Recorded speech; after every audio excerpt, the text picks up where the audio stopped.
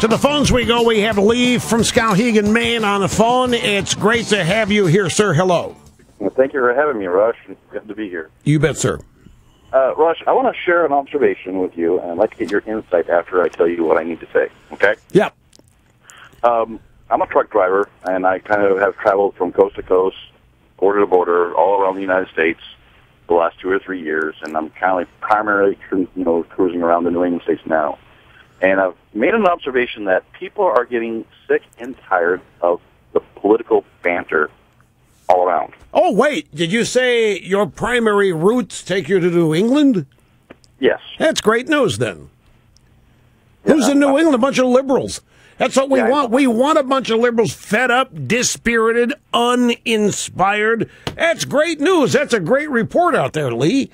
I was at my distribution center, and of course there was talking, showing Paul Ryan's speech there on accepting the vice president. And next thing I know, 3 or 4 of the people inside the break room say, "I'm tired of watching this," and they turn the channel to House Hunters. Well, where again where's the distribution center? It's in Lewiston. It's in Lewiston, Maine. It's where? Lewiston, Maine. Lewiston, Maine. Fine. Perfect. By the way, if your senator was Susan Collins or Olympia Snow, you'd be fed up too. Yeah, well, Susan, my senator was Olympia Snow, and I haven't been that impressed with her for the last 2 elections. Actually voted against her. Let me treat this seriously. I do think this geographic. You're talking about a primarily liberal area of the country. If they're fed up with it, all that means is they are not inspired by Obama. They may not like Republicans, but fine, that's normal.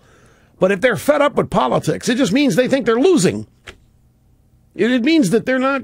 Then there may be some of them just tired, they can't get away from it, and the constant grind. But I'll tell you, there are always people that way, and I actually think that there are more people paying attention now than usually are, and it's evidenced by the polling data on Obamacare alone. Obama and his gang have been counting on the fact that people aren't paying attention, and I think the polling data argues against that. But whatever. Traditionally, this is when people do start paying attention, when the conventions start, and then traditionally after Labor Day. You call me back in a couple of weeks or a month, and you tell me what you're finding. And then we'll have a better feel for it. But I'm serious. If you're running into this kind of attitude in liberal hotbeds, right on, mama. Right on. Absolutely. Renee in Murrells Inlet, South Carolina. Great to have you here on the EIB Network. Hello. Hey, Rush. Thanks, and I want to thank Snerdly for letting me on today. I wanted to talk to you about this. Sounds like you'd almost like to continue talking to Snerdly instead of me. Well, he's a very nice fellow. Yeah, I get that.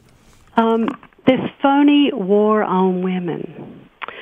One of the other things that I noticed last night, and I will have to preface my statement by saying that I am Southern born and bred and keenly aware of how men love and respect and honor their women. Now or used to? Well, yes, historically that has been true. Yeah. But in the South, we still have that honor and dignity. Chivalry is alive and well? Yes, it is. Okay, good.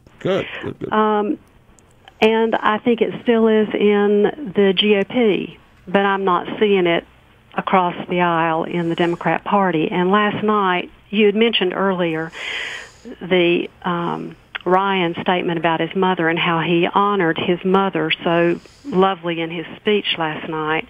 Well, the other thing that I noticed was he talked about the caregiving that he gave as a young man to his grandma who had Alzheimer's. That is right. And I'll never forget, he said, we gave her the love she needed, even though she often was unaware. Yeah, that was poignant. Sure. So, and for people who have suffered with that illness, they know that the onus is on the caregiver, that the the victim of that disease has very little to give back. So that shows to me an integrity and a love of a man who really cared for his grandma. You have nailed it. Paul Ryan wreaked character last night, and that's what the Democrats are not going to be able to penetrate. Right. And his character and integrity, damn right. One thing that I want to recall is the only statement I have ever heard Barack Obama make about his white grandma, who gave him all the privilege that any young man would be proud to have, is that she was afraid of black men.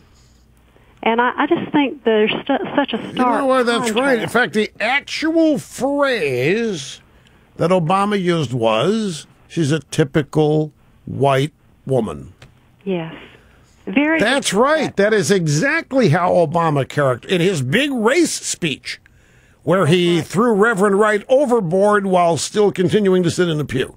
And Rush, if you can't love and honor and respect your own mama and your own grandma, then you're not going to respect and love and honor other women or other people. Yeah. It starts at home. It goes right to character.